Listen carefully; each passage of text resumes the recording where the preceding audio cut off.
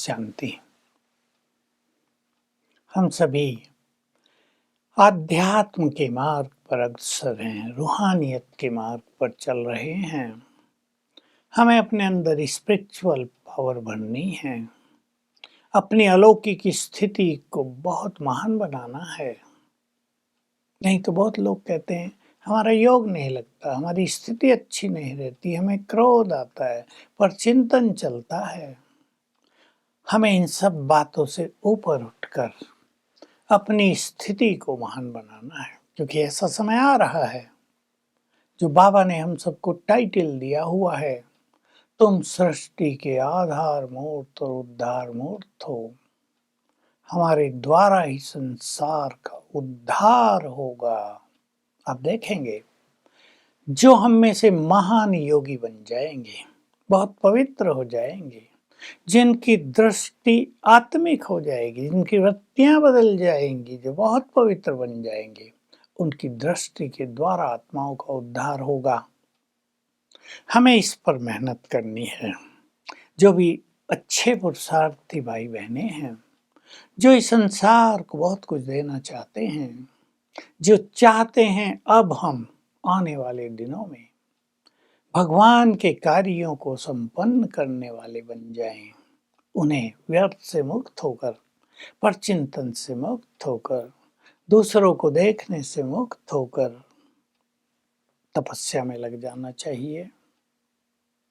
बहुत आत्माएं बातें बहुत करती हैं व्यर्थ की। दो को हमने देखा, 1 घंटा उन्होंने बात की। योग का समय था, तो लड़ाई हो रही थी शुरू में उनकी, फिर धीरे धीरे शांत होकर वो तेरी मेरी करने लगी। और फिर 1 घंटे के बाद गई तो ऐसा लगा उन्हें जैसे बहुत सुकून हो गया, सारा बोझ उतर गया दिमाग से। मैं सोच रहा था क्या है मनुष्य की मेंटालिटी। योग का समय था, इवनिंग का समय था। कि ये आत्माएं अगर 1 घंटा योग करती तो इन्हें कितनी प्राप्ति होती। लेकिन आजकल कहा तो किसी को नहीं जा सकता कुछ। हम अपने को खुद मोटिवेट करें। बहुत सारे कुमार ऐसे हैं, बहुत सारी कुमारियां ऐसी हैं, हमने माताओं को ऐसा देखा जो महान तपस्वी बनने के गुण रखती हैं और बन रही हैं। आप दूसरों को न देखें, ये बड़े हैं, ये छोटे हैं, ये निमित्त हैं, ये भूल जाएं। जिसकी स्थिति महान होगी वही आगे होगा। इसमें समर्पणता और असमर्पणता की बात भी नहीं है। तो अपने योग के चार्ट को बहुत अच्छा आगे बढ़ा दें और ये अभ्यास करेंगे। जिसको भी देखें आत्मिक दृष्टि से देखें, जिससे भी मिलें इस वृत्ति से मिलें कि ये सब हमारे देव कुल की महान आत्माएं हैं। करके देखो कितना मजा आएगा। अपने परिवार में भी सबको आप इस नज़र से देखो, ये हमारा परिवार देव कुल की महान आत्माओं का परिवार है। ये सब आत्माएं हैं। घर में आपके छोटे बच्चे हैं, जन्म भी लिया है, उन्हें आत्मा देखो। ये महान आत्माएं हमारे घर में आई हैं। ये परिवार का कल्याण करने वाली आत्माएं हमारे परिवार से जुड़ गई हैं। बाबा ने इन पुण्य आत्माओं को हमारे घर में भेजा है। इससे आप देखेंगे आपके वाइब्रेशंस कितने सुंदर चारों ओर फैलेंगे, कितनी अच्छी अनुभूतियां होंगी। तो ये दृष्टि और वृत्ति बहुत बदलनी है, इसको बहुत नेचुरल करना है। ये हमारी साधना है, ये हमारी तपस्या है। देह को देखना तो नेचुरल है, ये मेरा परिवार है, ये भावना रखना तो बड़ा नेचुरल है। ये हमारे लोग हैं, ये हमारे धर्म के हैं, ये पराये धर्म के हैं, ये ऐसे हैं, ये वैसे हैं। ये वृत्तियां तो कॉमन हो गई हैं।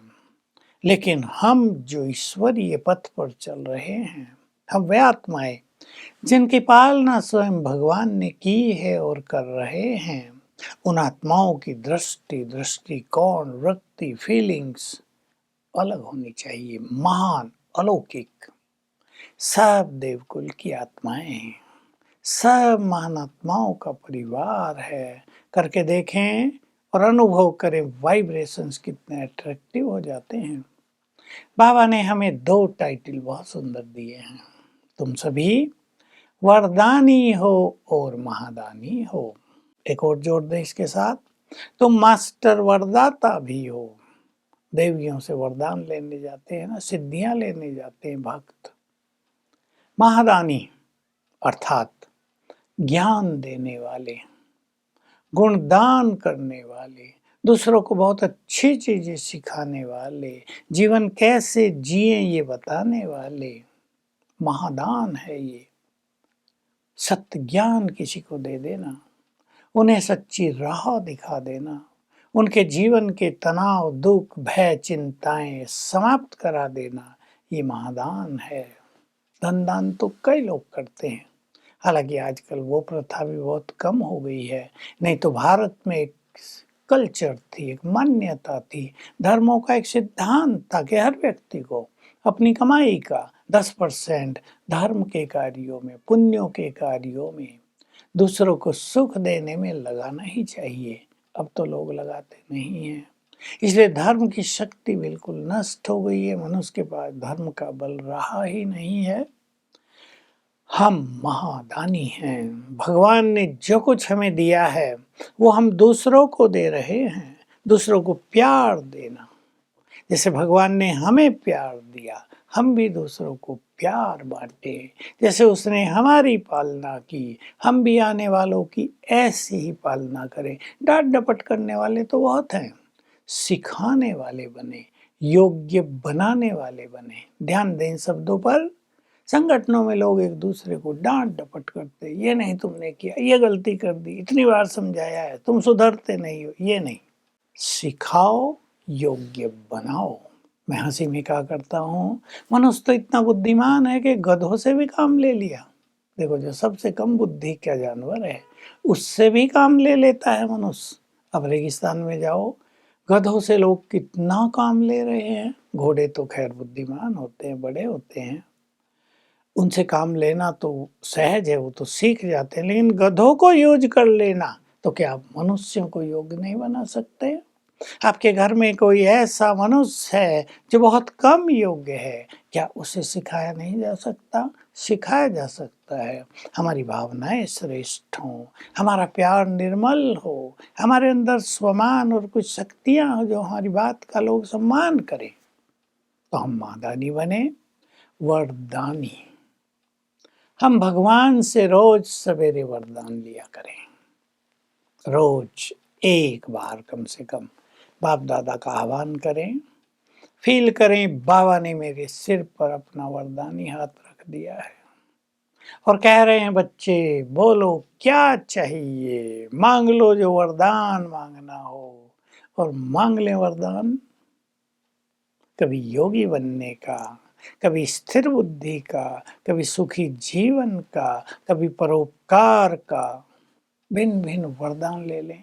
कभी विश्व कल्याण करने का, कभी ले लें हम अपनी दृष्टि से दूसरों के कष्ट हर दें, हमें ऐसा वरदान चाहिए।